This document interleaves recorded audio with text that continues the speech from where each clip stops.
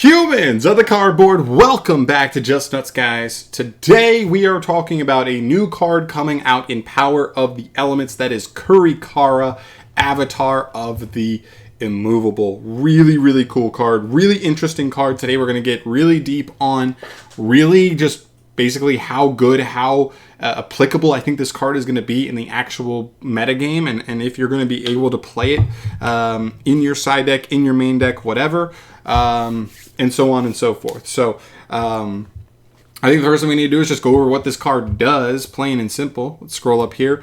This card, by the way, is a level 1 Fire Fairy, 15/15 for the stats, and these are its effects.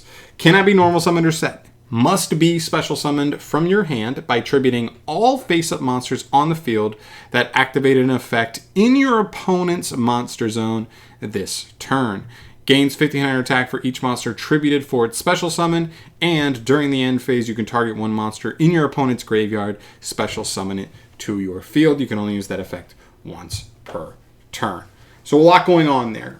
Basically, this card kind of joins a special collection of cards that I would kind of, I don't even know what I'd call them, but basically what they are the Kaijus. Basically, she kind of joins the Kaijus. She joins Lava Golem, and she also joins like the Winged Dragon of Ra. And if you want to get more specific, you can also even argue that stuff like Pankratops and Alpha, the Zoo King, also kind of fall into this category. But I think if we're getting more specifically like legit board breakers by attributing your opponent's stuff, this is what we have to look at. But there are some very key fundamental differences that I think really separate these cards from each other, and this card is probably the most unique of all three, if we're being honest. So let's start with the positives and talk about really like what's going on with this card as far as what makes this card good, and then we'll talk about the, in my opinion, one particular fundamental flaw that I think this card has, but we'll get to that afterwards. So, first off, this card does not take your normal summon. That is the first bonus to me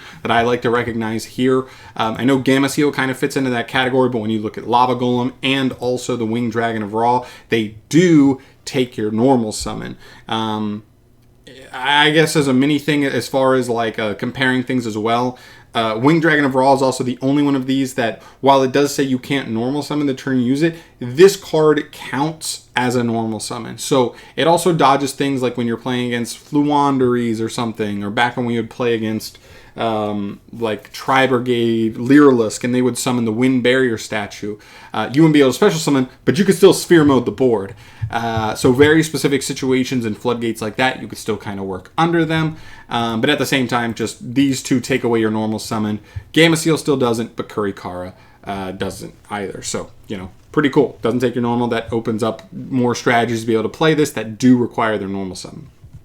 Secondly, the end phase effect is absolutely insane. I mean, let's be honest. This card might just lead to OTKs, but even if you don't, one of the problems with some of these cards is if you like wipe their board, but you don't have enough push to kill them, you kind of just have, they don't really offer anything past that one turn of breaking through the board. This card offers you more long-term, I don't even know what you'd call it, more long-term, I don't know, stayability, power, just by also getting you a monster back. Now, it's not always going to be the most insane thing, but imagine you broke a board that consisted of Baronne de Fleur, a very popular extra deck monster, and you just reborn it, and now you just have Baronne, right? There's other stuff. Totally Awesome will be in the format once splites are a thing. If you're just tributing a Totally Awesome, you just reborn it to your field on the end phase, assuming it never got removed from the grave, and now you just have that negate, right? Your opponent will get a float if you have to use it, but it is what it is. A negate is a negate, so you can't be mad. So because of this effect, I do think this card just has an extra high ceiling and also applies extra grindability to it, even if you're not able to kill your opponent immediately. Awesome effect. Thirdly, this card gets huge. Huge! If you tribute one monster, it's 3,000. That's like the bare minimum to summon this card, and it's going to be 3,000. If you tribute two, which I think will most likely be the scenarios when you would be using this card, because I don't think you'd be siding in if you're only expecting to tribute one monster, unless it's against a deck that heavily relies on a certain monster. Absolutely insane. It'll be 4,500, and like if you're getting three or more, then you are just, I mean, it has to just be so easy to OTK in most scenarios. But if you tribute 3, you're 6,000. 4, you're 75. But I have trouble believing there would be a lot of scenarios where you'd be able to bait 4 monsters to activate their effects, still be on the field, so that this card can just go ham. But it's possible. It's definitely still possible. But that effect is awesome as well. It means this card is an immediate threat. It's almost like when your opponent gives you a Nibiru token. I've literally seen people like Nibiru their opponent, not have a way to clear the Nibiru token, and just die on the next turn because the Nibiru token was so big. This has a similar feeling to it. There is power. I know we're all about resource management and all that stuff, but there is still power, even in 2022, in having a card on your field that is so massively high. It's why Grand Maju decks can still see success here and there to just one-punch your opponent, essentially. Very, very powerful. And the last thing that we need to look at here is this is the only one that summons to your field. So I was going over all those bonus effects. Like, as far as bonus effects, Lava Golem burns your opponent for a little bit, but usually in the Link era, the Synchro era, they're going to be able to clear this so easily. Same thing with Winged Dragon of Rod's bonus effect is that it can potentially come back to your turn or come back to you. But again, Link era, Synchro era, all that stuff, like it should be pretty easy for a lot of decks to be able to clear this. Not a problem. So the bonus effects are just like almost mute point in my opinion. But when we get to Kurikara's other bonus where she summons herself to your field, going back to that, Gamma Seal does not. Lava Golem does not. Winged Dragon of Raw Sphere Mode does not. They go to your opponent's field. They technically still get a resource out of it. Obviously, they're still probably worth in a lot of good scenarios to clear the resource they want more than having these cards, but they still get a body out of it. That helps protect their life points from you OTKing. That helps with giving them a resource potentially going into their next turn to be able to make use of and continue with plays. It comes up. I promise you that. Whereas this card comes to your field. Not only, like, obviously without the bonus stuff, like the huge stat line, the ability to reborn someone in phase, but also just the fact that this is now your monster, your big beater, that's going to put pressure on your opponent immediately, especially if you're able to fire this before battle phase. Absolutely huge for this card. So those are the main points that I think are like the big bonuses, the big positives that I think this card has over the other 3 options here. Which brings us to the fundamental problem with this card, we'll call it. This card is a conditional. It just, you have to meet a certain clause to be able to summon it, period. And that's the bottom line, right? You could have the most powerful card in Yu-Gi-Oh! As far as like its overall effects, but if it has like a crazy requirement it needs to meet, that card, you know, its value gets cut in half, sometimes even worse than that, right? So because this card has to have your opponent not only resolve monster effects, but resolve monster effects on the field, they have to be effects that once they resolve, the monster doesn't leave the field. I know there are some effects. I mean, look at Griffin Rider, for example. You negate something with Griffin Rider, he leaves the field. So that's not even a attributable target anymore for this card, right? If you were able to bait out that interruption. There's other examples too. I think about stuff like IP Masquerena, potentially, or whatever. There's multiple examples of just monsters who, if they're using their effect on your turn, they're kind of like tagging out and getting out of there.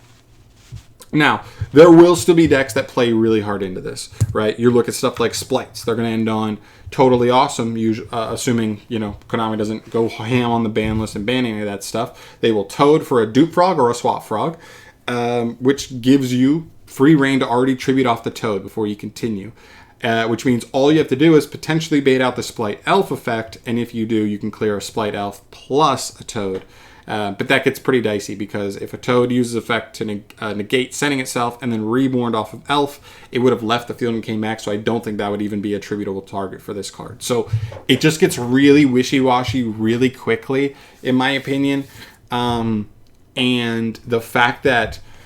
Okay, here's like the way I want to word it. I know this is kind of weird for me to word, but the really powerful thing about Gamma Seal, Lava Golem, Sphere Mode, is before you have to use any of your actual engine cards to try to play, these cards will clear an immensely threatening like card, monster, or monsters from your opponent's field before you have to commit your engine. So you have the possibility of, versus like a Sword Soul engine. Lava Golem just beats a Sword Soul board almost every time, just by itself, because you clear the Barone, you clear the Chi-Jiao, and clearing the Chi-Jiao turns off their trap card, right? Whereas this card, to even make it live, you would need to like bait out the Chi-Jiao effect and the Barone de Fleur in most scenarios to really like make it worth. I guess theoretically you could bait one, and as long as they cleared your board, you'd be able to summon this, tributing the one that activated and then beat over the other without putting another card on field so that they can't use the trap at all. Like, that could still work. But the fact that you have to already use a card threatening enough to bait a negate from them early, it is a problem. That's the problem. Is like, I just think fundamentally what makes all these cards so good is they're the first card you drop in most scenarios. Immediately, without having to waste any other cards in your hand, clear the most threatening things on your opponent's board. It doesn't always clear everything, but it makes it so you might only need to beat one more interruption or two more interruptions with 5 other cards in hand, 4 other cards in hand. Whereas this card requires you to use maybe 1, 2, sometimes even 3 or 4 cards in your hand just to bait the cards you need to make this card live. And I think that's just the biggest downside of this card. I don't think people think about that. I think when you read this card on paper, it sounds so insanely strong, but when you get to this part, you know, as far as like what you need to make this card live and effective, it gets a little dicey. I'm not saying it's dead. I'm not saying this card will never see play. It's never going to be worth it. But I do think there is an argument to say, like, unless maybe like I could see some mirror match scenarios where this could be pretty cool, where like you could play against a Sword Soul mirror, clear their Chi-Jiao, then just reborn their Chi-Jiao to your field to kind of like take advantage of it. Once you get your own worms engraved, right? That kind of thing is kind of funny and cool. But outside of that, it just gets tough. I really have a hard time believing this card will just be consistently good enough in multiple matchups to really make it work. And I think because of that, I think this card is probably going to like cease to see play early on, unless we're in a very particular format that just makes this card too good to pass up on.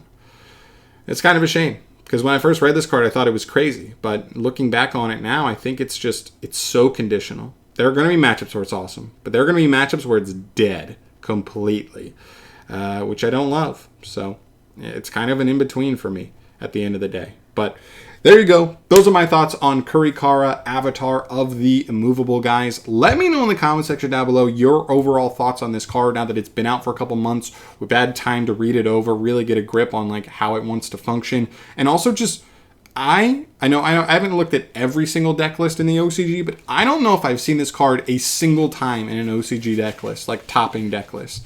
Like, it's just not been it. I don't know. But yeah. That's it for me here, guys. Thank you so much for watching. As always, subscribe to the channel for more discussion videos like this one down the line and more. And I'll see you in the next one. Peace.